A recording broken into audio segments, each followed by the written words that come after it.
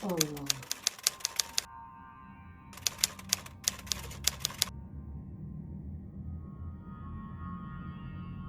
Assalamualaikum warahmatullahi. Assalamualaikum.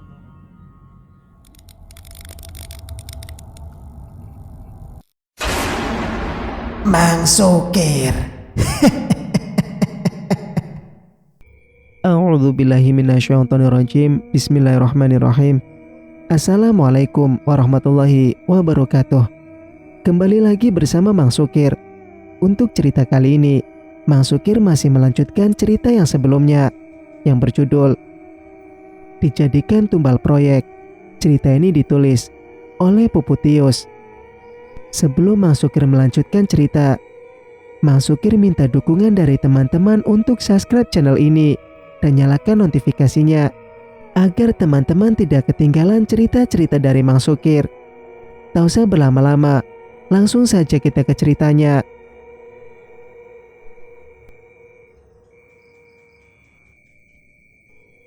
Apa? Karwiti panik saat Yusman mengatakan akan meletakkan tumbal kembali. Jangan gila, Yus. Satu tumbal darimu sudah cukup. Karwiti bahkan memohon pada Yusman agar tak kembali melakukan aksinya. Belum cukup. Sudah 1 bulan semenjak aku meletakkan tumbal di dalam sumur. Malah yang ada kita dapat apes. Dirimu lihat sendiri, Karwiti. Pak Darwono tiba-tiba mencabut izin prakteknya tadi pagi. Itu karena apa? Itu karena dirimu yang tak becus mengurus kulimu yang bocor. Dengan cemas, Karwiti kembali memohon pada Yusman. Dia bahkan menyatukan kedua telapak tangannya. Aku akan cari cara lain, Yus. Jangan letakkan tumbal lagi. Karwiti menunduk. 2 minggu ini dia dihantui mimpi buruk kedatangan sosok mengerikan yang muncul dari dalam sumur. Aku akan bujuk Pak Darwono supaya dia tidak cepat mengambil keputusan. Dirimu lihat sendiri kan proyeknya hanya tinggal 50%. Dia menunjuk bangunan yang setengah jadi pada Yusman. 100 meter di hadapan mereka, pondasi gedung berlantai 10 itu sudah berdiri gagah. Waktumu hanya 1 malam. Bujuk Pak Darwono atau kalau tidak dirimu yang akan kujadikan tumbal. Klek. Meneguk ludah takut. Karwiti mengangguk ragu-ragu. Lantas dia menaiki sedannya menuju kantor Pak Darwono, manajer yang bertanggung jawab pada proyek mereka. Singkat cerita, apa berkas yang kukirimkan belum jelas? Beraninya dirimu kemari. Nada culas itu membuat nyali Karwiti ciut seketika. Dia berlutut, memohon pada atasannya dengan cara paling menyedihkan. Saya mohon, Pak. Kenapa harus dicabut tiba-tiba? Proyeknya sudah hampir selesai. Pak Darwono heran melihat tingkah tak biasa bawahannya. Dia menunjuk-nunjuk Karwiti tak suka. Dirimu itu cuma mandor. Kenapa harus begini segala, Ini sudah menjadi keputusan perusahaan. Jalan atau tidak jalannya proyek itu bukan urusanmu, Wid. Memang benar bukan urusan saya, Pak. Akan tetapi, apa tanah itu akan dibiarkan kosong jika proyeknya dihentikan? Jangan ikut campur. Kamu itu mandor. Jangan terlalu jauh mencampuri urusan petinggi. Sana pergi. Pupu sudah harapan. Pucukannya tak mempan. Dia gelisah setengah mati. Yusman bukan orang yang mudah ditipu. Dia jelas akan langsung tahu kalau ternyata Pak Darwono tidak bisa dibujuk. Malam itu, Karwiti kembali menemui Yusman di tempat remang-remang khas hiburan malam. Yusman merangkul Karwiti yang nampak menggigil ketakutan. Gimana? Tidak berhasil kan? Karwiti mengangguk takut. Yusman malah tertawa melihat wajah Karwiti yang pucat pasi. Santai saja, Wit. Kita ada tugas malam ini. Apa? Sebentar lagi dirimu tahu. Wisnu nanti bawa barangnya. Karwiti mengangguk meski dia tak yakin apa yang Yusman maksud. Singkat cerita, apa ini? Tubuh Karwiti jatuh merosot ke tanah.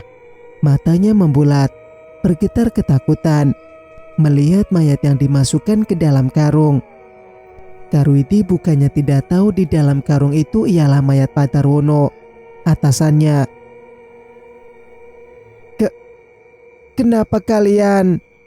Karwiti menunjuk Yusman juga Wisnu bergantian. Kenapa kalian membunuh Padarwono, hah? Geramnya menggelegar. Karwiti tak percaya mereka senekat itu menghabisi nyawa Padarwono. Shh, jangan berisik. Sekarang bantu aku memasukkan mayat ini ke dalam sumur, kata Wisnu santai. Dia menginjak potong rokok yang ia sesap tadi, menggeret karung dengan kesusahan. Kenapa harus dimasukkan ke dalam sumur? Karwiti melirik karung juga sumur di tanah proyeknya bergantian. Apalagi memberi makan sosok di dalam sana. Yusman mendahului langkah mereka. Tangannya memegang sisi sumur. Yang di dalam sana kelaparan, makanya dia tidak tenang dan terus mengganggu orang-orang. Karwiti tak paham. Dia ikut menghampiri Yusman. Tidak tenang? Apa maksudmu? Sosok yang kulempar ke dalam sumur itu tidak tenang, Wit. Makanya aku ingin memberinya makan. Karwiti merasakan gejolak mual di perutnya. Wisnu dengan enteng mengeluarkan tubuh Padarwono yang terbagi menjadi dua. Wisnu lalu memasukkan tubuh atas Padarwono ke dalam sumur. Karwiti melotot tak percaya. Kita harus rutin memberinya makan, Yusman berkata santai. Dia melirik Karwiti, terhibur dengan raut Karwiti yang ketakutan. Yus, kita sudah terlalu jauh. Cicit Karwiti hampir tak terdengar. Dia begitu syok. Aku tahu, kita sudah terlanjur jauh. Maka dari itu yang bisa dirimu lakukan hanyalah diam. Jangan sampai kita ketahuan. Bodohnya Karwiti. Dia mengangguk patuh. Karwiti dihadapkan dua masalah yang sulit dia hindari. Hidupnya terancam jika dia melapor ke polisi. Tak bisa dipungkiri mereka akan mendapat hukuman yang berat. Juga dia akan terbunuh oleh Yusman. Dia tak memiliki pilihan selain diam dan patuh akan perintah Yusman. Selesai melaksanakan aksi kejinya, Yusman menyuruh Wisnu mengemudikan mobil. Tak dipungkiri, beberapa hari terakhir kepalanya hampir pecah dihantui sosok mengerikan dari dalam sumur. Tak lain tak bukan adalah Marni. Saran yang ia dapat dari Mbah Rois adalah menyuruh Yusman rutin memberi makan makhluk yang berada di dalam sumur. Jika dia tak melakukannya, Mbah Rois mengatakan semua yang bersangkutan akan celaka. Rupanya aksi keji mereka mendatangkan keberuntungan. Proyek tak jadi dihentikan. Yusman tersenyum puas. Gedung itu akan beres sedikit lagi. Pengerjaannya sudah hampir 80%. Uang mereka sudah turun. Hanya tinggal menanti bonus yang dijanjikan perusahaan. Singkat cerita, Yusman, dia baru hendak keluar dari proyek itu. Tapi nyanyian suara merdu dari seorang wanita menghentikan langkahnya. Langit sudah menggelap. Namun suara itu memancing hasrat Yusman memasuki gedung proyek. Dia terus mengikuti asal suara hingga tibalah dia di belakang gedung. dengan hamparan tanah yang begitu luas. Ada sumur yang biasa digunakan para kuli di sudut. Yusman mencari-cari di mana sosok yang menyanyi begitu merdunya itu. Saat dirinya merasa ada sapuan angin halus di tengkuknya, Yusman lantas menoleh. Tubuhnya membeku melihat di depan sana. Yusman mengucak matanya berulang kali, meyakinkan diri bahwa yang dilihatnya ini nyata bukan halusinasi. Marni. Dia jelas Marni. Sosoknya berbeda dari terakhir kali ia melihat Marni. Wajahnya mulus, kulitnya putih bening. Yusman tergugah. Dia mendekatinya sembari menekuk ludah. Marni. Senyum yang begitu cantik dan menggoda menurut Yusman. Yusman antara sadar dan tidak sadar. Tangannya terangkat, memberi usapan lembut di pipi Marni. Lihatlah wajah itu, tak hancur seperti terakhir kali ia melihatnya. Mas Yusman. Yusman terpejam kala Marni mengusap ceruk lehernya. Dia bergidik. Sentuhan Marni membuat sekujur tubuhnya terbakar hasrat yang melambung tinggi. Yusman membuka mata. Yang dia lihat di depannya ini benar-benar Marni. Yusman yang kepalang rindu langsung mendekap tubuh Marni erat. Dia menciumi rambut Marni berulang kali. Baunya tampak seperti melati, tapi dia tak peduli. Cintanya kembali, Marninya kembali. Setelah melepas pelukan itu, dia menangkupkan wajah Marni, menjatuhkan ciumannya di setiap sudut wajah Marni. Mas Yusman merindukanku. Sangat sayang. Marni tersipu. Dia mengalungkan kedua tangannya di leher Yusman. Seberapa besar? Fisiknya menggoda. Yusman menjatuhkan tangannya di pinggang Marni, memangkas habis jarak di antara mereka. Sangat. Sampai aku tak tahan ingin mencumbumu di sini. Marni mengulum senyum. Dia menggenggam tangan Yusman. Ayo. Terakhir kali aku tidak menerimamu, Mas. Tapi kali ini aku akan menyerahkan tubuhku sepenuhnya padamu. Perasaan mendamba Yusman lebih besar ketimbang memikirkan apa yang terjadi padanya sekarang nyata atau tidak. Dia menurut. Marni mengajaknya ke belakang gedung. Mereka lalu berhenti di tepi sumur. Di sini. Yusman melirik semak belukar di dekat sumur. Apa Marni tak masalah mereka melakukannya di sini? Kamu yakin sayang? Kita bisa ke hotel atau ke rumahku? Marni menggeleng akan tawaran Yusman. Dia membuka kancing bajunya satu persatu, membuat Yusman tertantang dan meneguk ludah berkali-kali. Lantas dia pun ikut membuang bajunya, juga menurunkan celananya. Tak masalah mereka melakukan dimanapun itu, asal itu bersama Marni. Dia tak keberatan. Sebelum Yusman berhasil menurunkan rok yang digunakan Marni, Marni melihat Yusman dengan tatapannya yang dalam. Apa Mas Yusman mencintaiku? Tanpa ragu Yusman mengangguk. Dia teramat mencintai Marni. Tentu sayang. Apa Mas Yusman akan menuruti apa yang aku mau? Apapun untukmu. Yusman berkata rendah, tepat di telinga Marni. Kalau begitu, ayo ikut aku. Mata Yusman sayu. Dia dihantui gairah yang meletup-letup. Marni menjauhkan tubuhnya sedikit dari Yusman. Gadis itu memberi senyum lalu dengan sekali gerakan yang luas, Marni menjatuhkan dirinya masuk ke dalam sumur.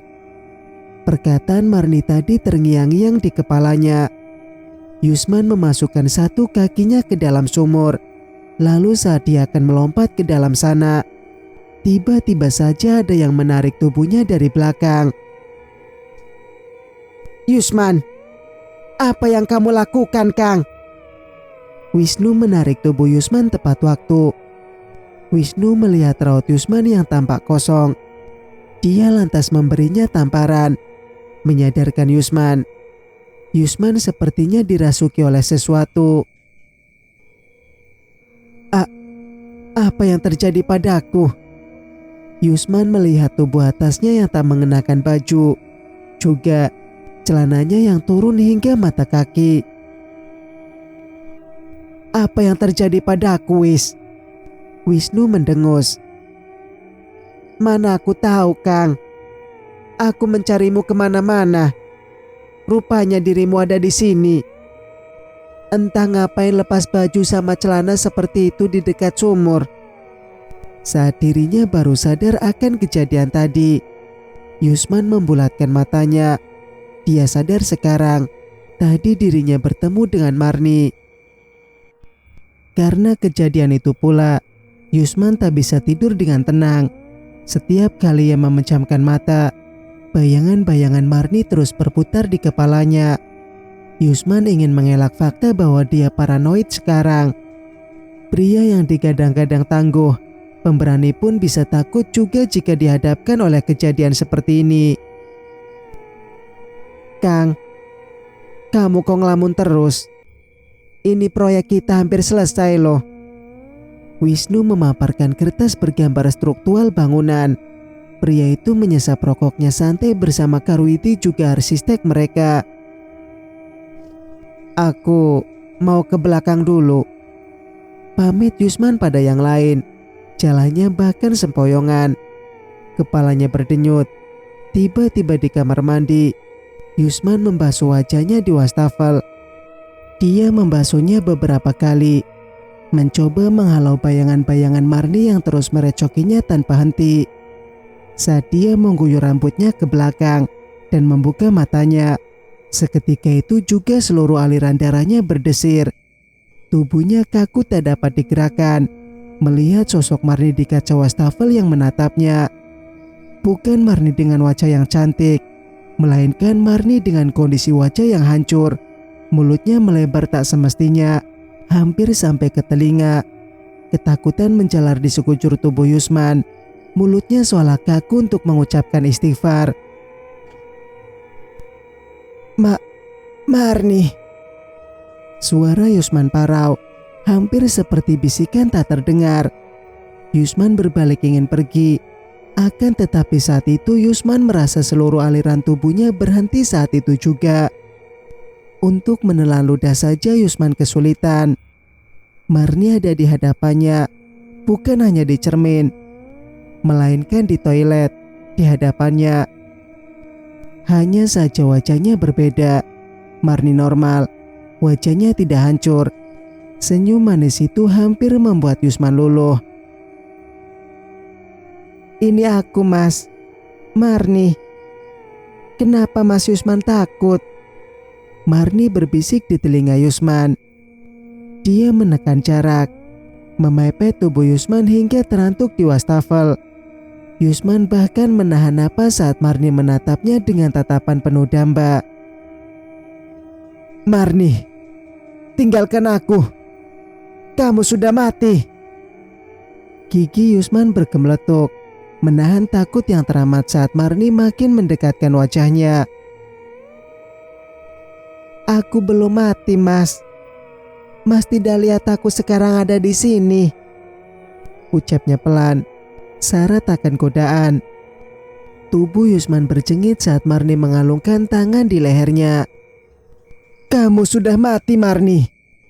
Jangan datang di duniaku. Tekan Yusman menegangkan rahang.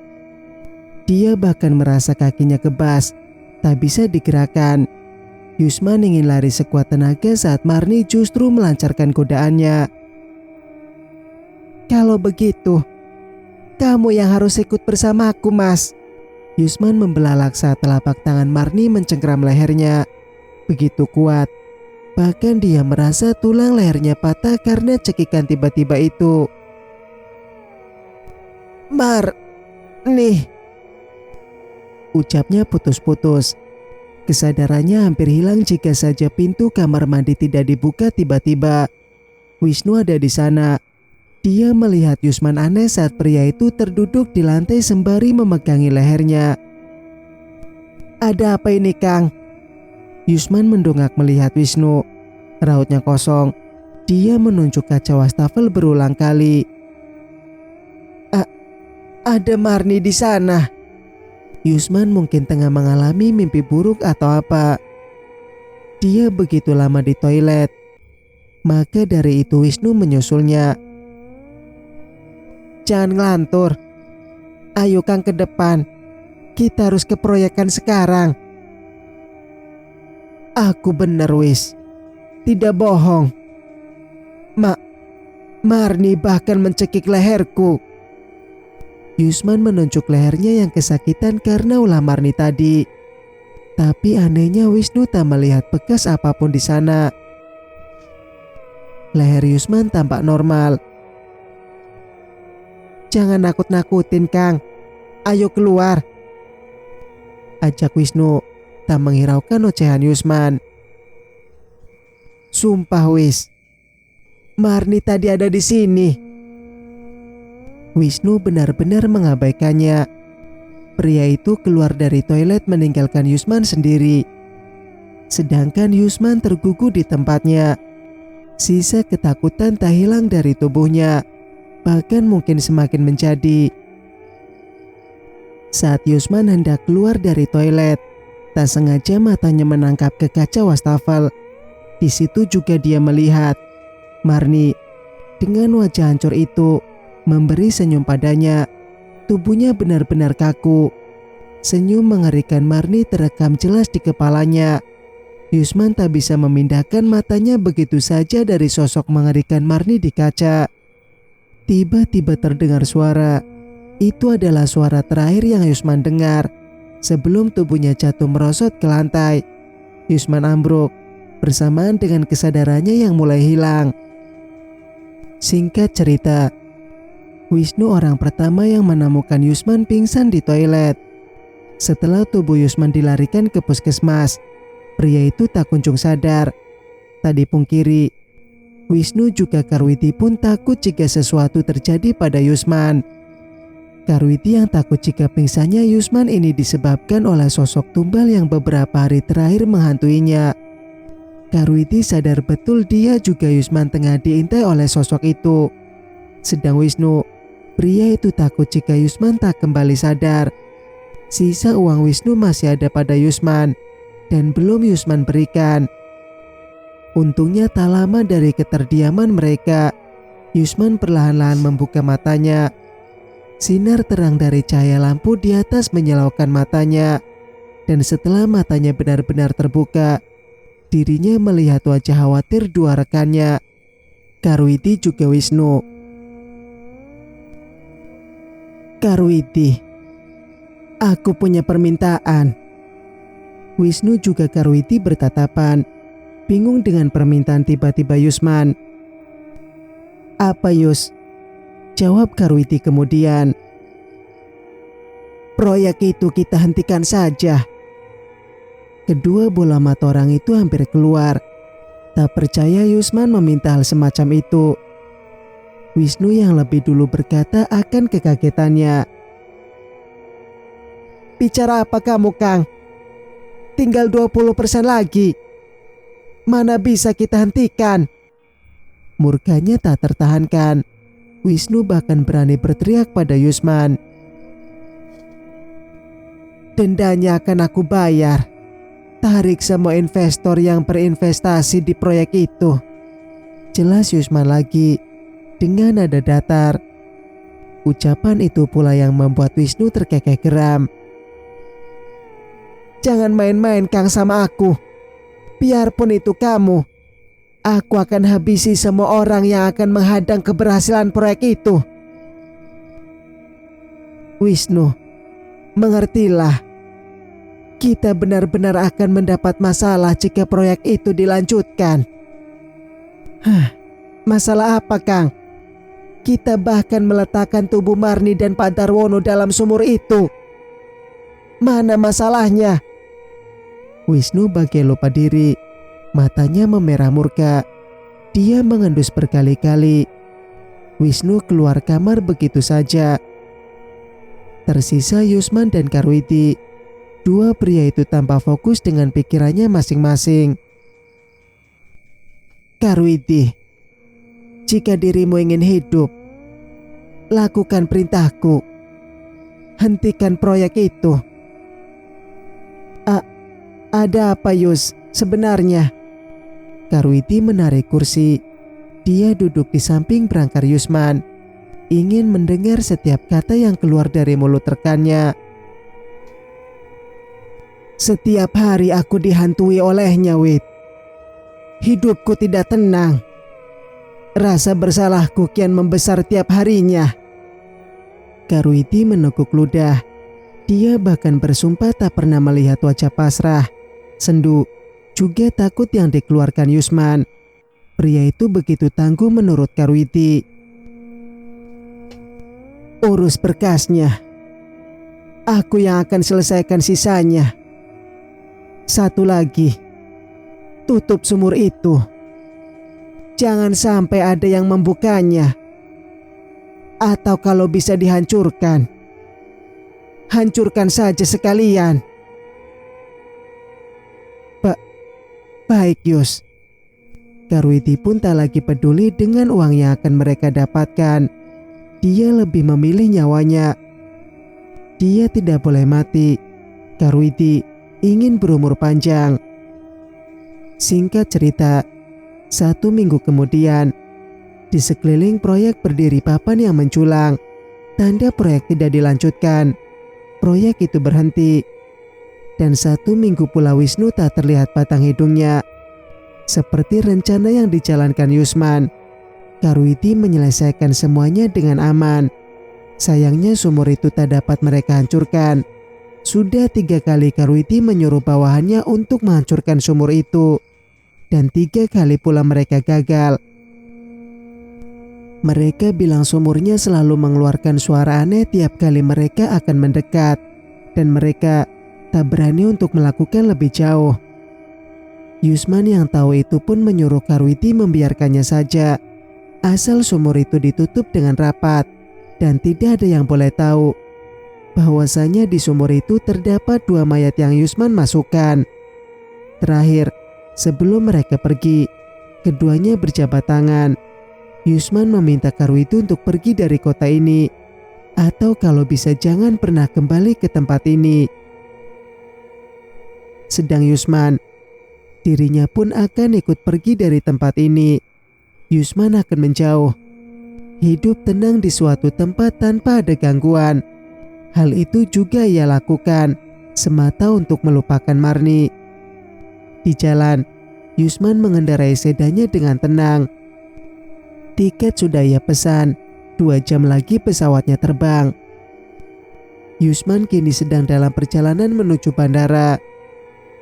Tapi ada yang aneh saat dia melihat truk kontainer di depan sana. Bukannya apa, jalurnya sudah ada sendiri. Jalan yang ia lalui adalah jalan satu arah. Tapi mengapa truk itu bisa-bisanya lewat di jalan yang sama?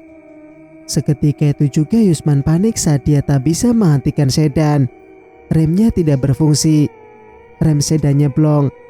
Dan bersamaan itu juga Yusman merasa tak bisa melakukan apapun lagi saat truk kontainer itu menghantam sedannya.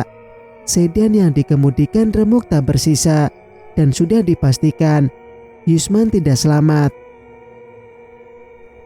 Sementara itu, di suatu tempat, Wisnu menyesap rokoknya santai. Satu tangannya menggenggam ponsel di telinga. Bayarannya akan kukirim sebentar lagi, Pak Ul. Pastikan kecelakaan itu disabotase dengan baik. Siap, Wis. Wisnu kembali menyesap rokoknya, mengepulkan asapnya ke udara. Matanya kelam, sekelam malam hari ini. Buang mayatnya ke laut. Perintahnya lagi. Setelah itu ia mematikan panggilan. Tawa kecilnya keluar saat dirinya berhasil melenyapkan nyawa seseorang. Tidak lain tidak bukan adalah Yusman, sahabatnya. Seseorang akan berubah karena uang dan kekuasaan. Itu benar rupanya. Wisnu kalap. Dia memilih menghabisi nyawa sahabat karibnya hanya untuk uang dan kuasa. Wisnu baru tiba di tempat proyek yang ia sudah tutup. Dia mendesis marah melihat tulisan di papan. Proyek dihentikan. Dalam hati dia tak berhenti menyumpahi Yusman dan Karwiti yang begitu bodoh menghentikan proyek ini.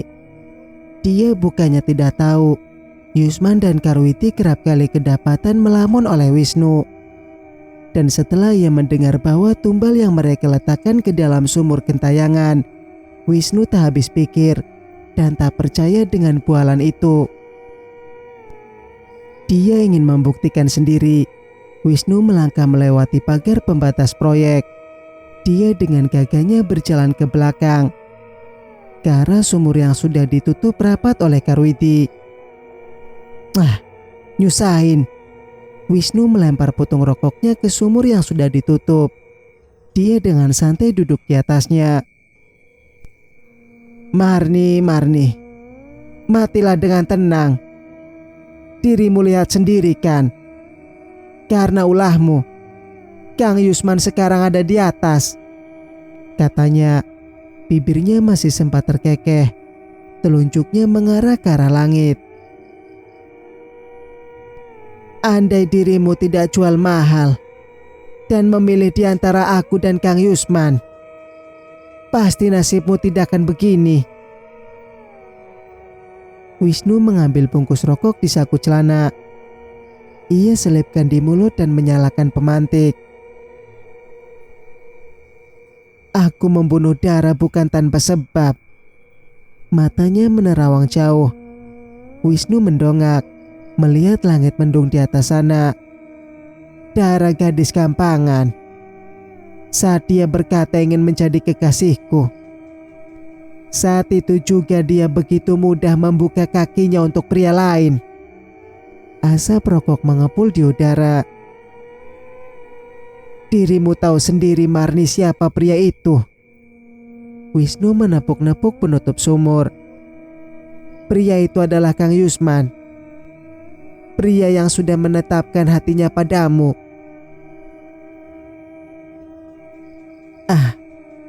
Aku sebenarnya pria yang suka dengan lelucon. Aku sebenarnya pria yang baik, Marni.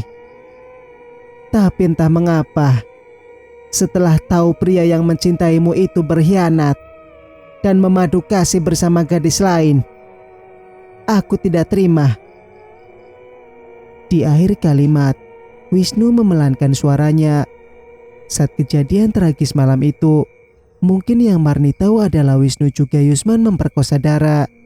Tapi yang sebenarnya terjadi adalah Dara yang dengan suka hati membuka kakinya untuk dua pria itu. Wisnu mengingat betul bagaimana gadis itu menggoda dirinya juga Yusman sekaligus. Dan malangnya Yusman, dia memilih hasrat menggebunya menggauli Dara, seolah lupa dengan kalimat cinta yang ia katakan pada Marni. Dua orang yang mengkhianatimu pantas mendapatkan imbalannya, desis Wisnu. Bibirnya tersenyum sembari menyesap batang rokok yang sisa setengah. Wisnu memejamkan mata, merasakan semilir angin yang meniup tengkuknya. Suara lonceng sumur di kerekan terdengar. Wisnu membuka matanya. Apa itu tanda darimu? Wisnu menepuk penutup sumur, seolah berbicara dengan Marni. Apa Marni? Kamu butuh teman. Wisnu bingung saat lonceng itu terus mengeluarkan suara. Langit di atas sana juga semakin menggelap. Bersamaan dengan itu ada terpaan angin yang begitu kencang. Wisnu sampai berpegangan pada tiang penyangga sumur karena begitu kuatnya. Matanya terpejam. Beberapa saat kemudian, keadaan sekitarnya mulai tenang. Wisnu membuka matanya pelan. Satu alisnya terangkat melihat sosok tak asing di kejauhan. Sosok itu mendekat padanya. Wisnu tidak lari. Dia hanya diam dan menanti sosok itu berhadapan dengannya. Nih. Wisnu mengerjapkan mata beberapa kali. Yang ada di hadapannya ini benar Marni. Marni yang cantik. Wajahnya cantik seperti terakhir kali Wisnu melihat gadis itu di tepi jalan. Wajah malu-malunya, Wisnu tak bisa melepaskan pandangannya sedikit pun. Mas Wisnu, terima kasih. Untuk Wisnu kebingungan saat sosok menyerupai Marni itu berterima kasih padanya. Untuk membalaskan dendamku pada Mas Yusman. Wisnu terkekeh. Dia menggeleng. Apa karena itu juga arwahmu tidak tenang? Marni mengangguk. Wisnu membasahi bibirnya. Dia bertanya lagi pada Marni. Apa sekarang dirimu sudah tenang Marni? Aku bisa membuka sumur dan mengangkat mayatmu dari dalam. Aku bisa menguburkan mayatmu agar arwahmu tidak gentayangan. Marni justru tergelak mendengar ucapan Wisnu. Mas Wisnu baik sekali untuk ukuran seorang pembunuh. Meskipun itu sindiran, Wisnu tak tersinggung sama sekali. Dia justru tersenyum pada Marni. Maaf Mas Wisnu, aku bukan maksud melarangmu untuk membawa mayatku keluar dan diistirahatkan. Akan tetapi, wajah Marni sendu, berhasil membuat Wisnu keheranan. Tetapi apa Marni? Meski Mas Wisnu ambil mayatku sekalipun, arwahku akan tetap kekal di sini. Wisnu menyatukan alisnya bingung. Kenapa gitu? Karena inilah tempat peristirahatan terakhirku. Tidak ada bedanya meski mayatku dipindahkan atau sumur ini dihancurkan. Aku akan tetap ada di sini. Ucapan Marni sontak membuat Wisnu terguguk. Bahkan saat wajah cantik Marni itu sudah berubah menjadi sosok hantu yang mengerikan, Wisnu masih diam di tempatnya. Dia seolah tak terusik meski kini Marni berubah menjadi sosok hantu yang hancur wajahnya. Perlahan sosok itu menghilang, bersamaan dengan suara lonceng di kerekan sumur yang terdengar. Dan itu adalah ucapan terima kasih Marni untuk Wisnu. Bersambung. Nantikan kelanjutan ceritanya di video berikutnya. Mang Sukir pamit. Wassalamualaikum warahmatullahi wabarakatuh.